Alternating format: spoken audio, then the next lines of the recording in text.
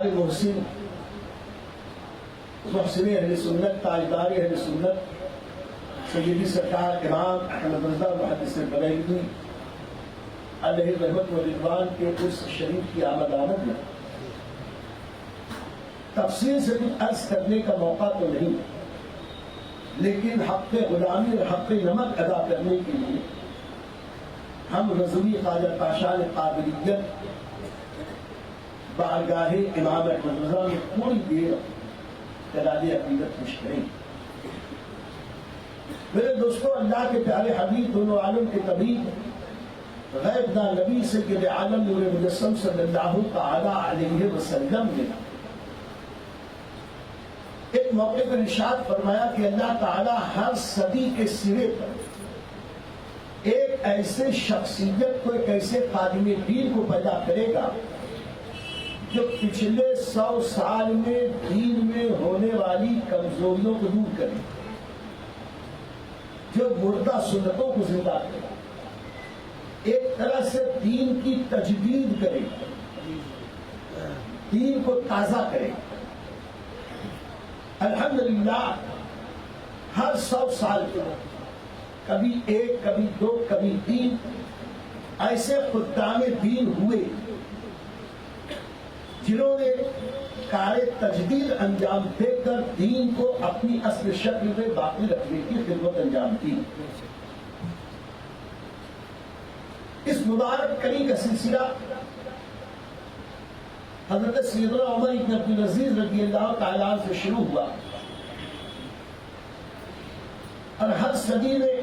کبھی ایک، کبھی دو، کبھی تین مجدد ہوتے رہے، تا آپ حضور اعلیٰ حضرت عظیم البرکت امام عشق و محبت 14ویں صدی کے امام۔ ویسے منصب تجدید پر سب سے زیادہ عالمی سطح پر شہرت ہوئی وہ حضرت مجدد الفسانی شیخ احمد سرہندی رحمت اللہ تعالیٰ علیہ۔ یہ وہ شیخ مجدد ہیں کہ جن کے بارے میں شاہ ولی اللہ علیہ الرحمہ نے فرمایا یہ حضرت شیخ مجدد کے فیقہ فیضان اور اس کی برکت جو آج مسجدوں میں اذان پکاری جا رہی ہے، میناروں سے اذان بلند کی جا رہی ہے، آج قال اللہ اور قال الرسول کی صدائیں جو بلند ہو رہی ہیں، یہ سب صدقہ ہے مجدد الفسانی شیخ احمد سرہندی کا۔ اپنے دور میں حضرت شاہ ولی اللہ محدث دہلوی نے کہا کہ آج خانقاہیں آباد ہیں، مدارس آباد ہیں، یہ اسی انفاس قدسیہ کا صدقہ ہے کہ جو مجدد الفسانی شیخ احمد سرہندی کے نام سے پہچانا جاتا ہے۔ گردن نہ جھکی جس کی جہانگیر کے آگے، وہ حضرت مجدد، ان کی کار تجدید کو دیکھو اور ہمارے مجدد امام احمد رضا محدث بریلوی علیہ رحمت و رضوان کی کار تجدید کو دیکھو، ایک بہت بڑا فرق نظر آتا ہے۔ آپ مکتوبات امام ربانی پڑھیں، مجدد الفسانی شیخ احمد سرہندی کی مکتوبات شریف اور ان کی ملفوظات اور ان کی تحریروں کا مطالعہ کریں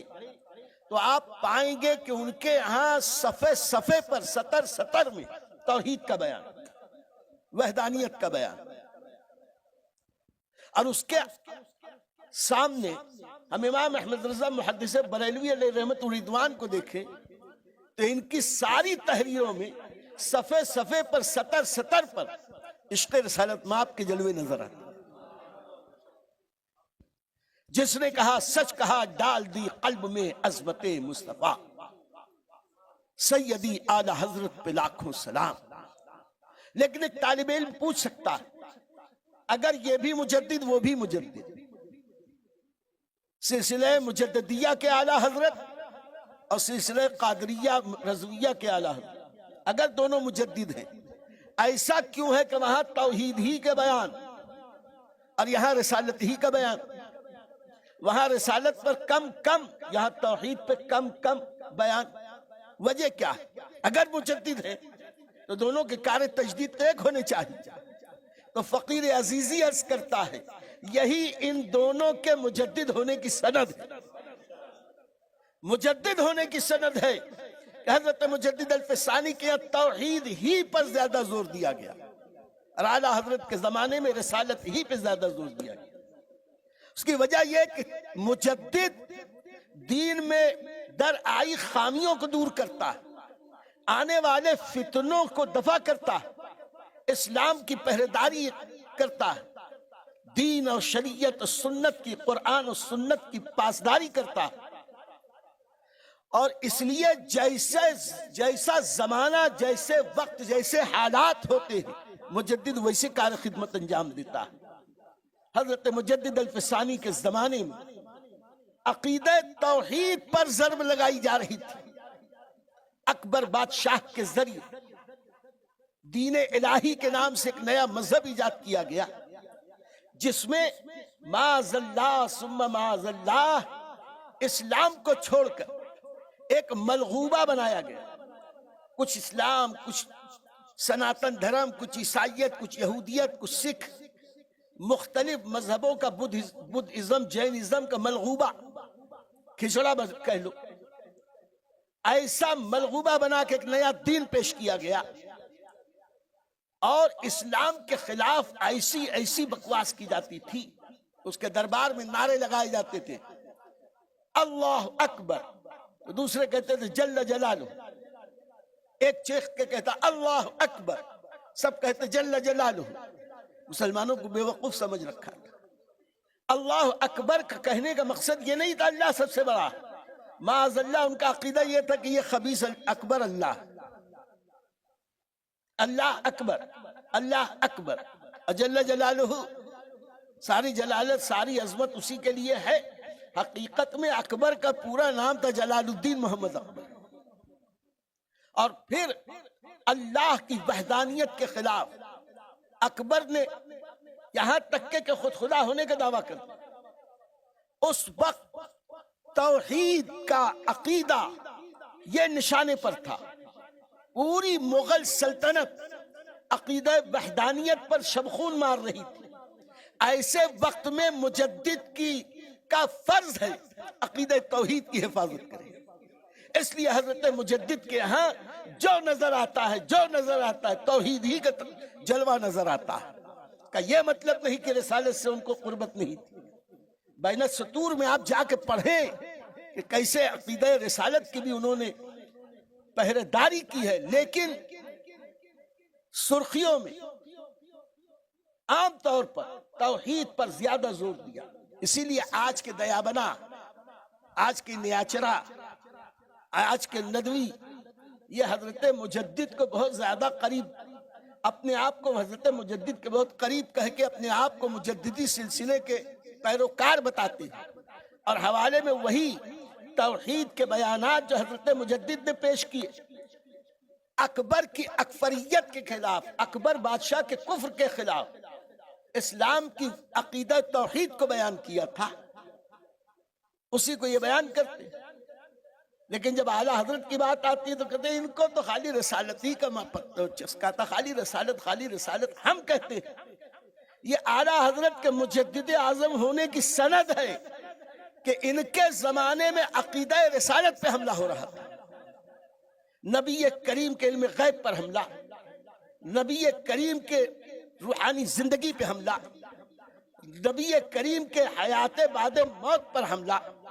نبی کریم کے قدرت اور اختیار پر حملہ،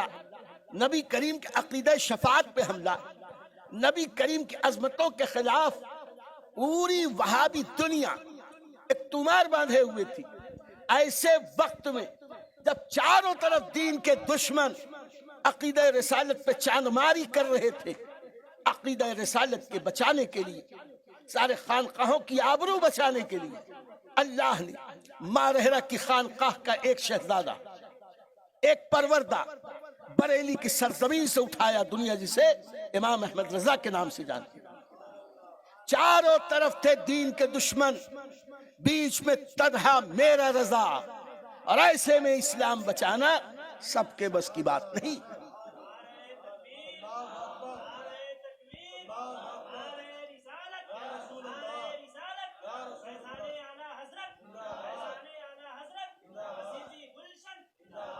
حضور اعلیٰ حضرت عظیم البرکت نے وقت اور حالات کے نفس پر ہاتھ رکھ کر دیکھا اس وقت عقیدہ توحید کے خلاف کوئی بکواس نہیں کر رہا، عقیدہ رسالت کے خلاف بکواس کر رہے ہیں، اس لیے امام احمد رضا نے اپنا سارا زور قلم